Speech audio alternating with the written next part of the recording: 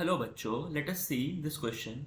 Our question is who was Nelson Mandela? Nelson Mandela कौन थे? तो इस क्वेश्चन के लिए हमारा की कंसेप्ट है apartheid system in south Africa. आइए जानते हैं ये apartheid सिस्टम था क्या। It was a racial discrimination system prevalent in South Africa between whites, blacks, and the colored people on the basis of their skin color। तो south Africa में एक system prevalent था जिस सिस्टम को हम बोलते थे apartheid सिस्टम।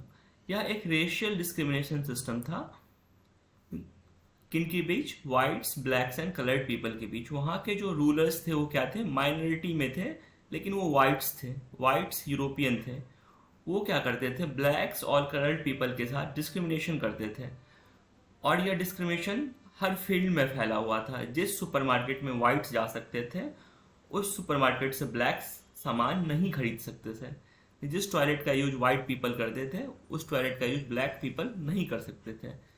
तो हम कह सकते हैं यह बहुत ही एक रिगरस सिस्टम था जो कि इनह्यूमन था। It was inhuman in nature. Now let us move to the second part of our question which is Nelson Mandela, second and main part.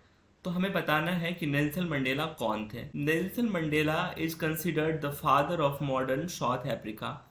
He led a movement against apartheid and served South Africa's dreaded prison in Robben Island for 28 years.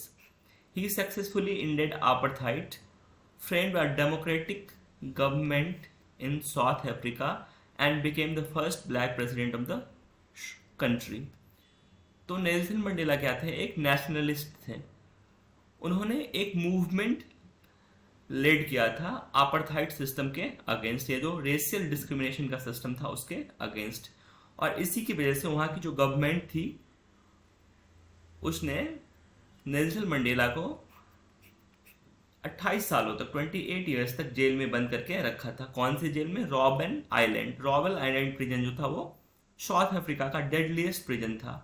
लेकिन फिर भी वो अपनी जो सोच है, उनकी जो आइडियल्स हैं, उनसे वो हिले नहीं, और उन्होंने क्या किया? एक बड़ा मूवमेंट खड़ा किया apartheid के अगेंस्ट, और फाइनली इस apartheid को साउथ अफ्रीका से ख़त्म किया और वहाँ पे एक डेमोक्रेटिक गवर्नमेंट स्टैब्लिश किया। और वो पहले he was the first black president of the country. I hope you understood it well. Thank you, best of luck.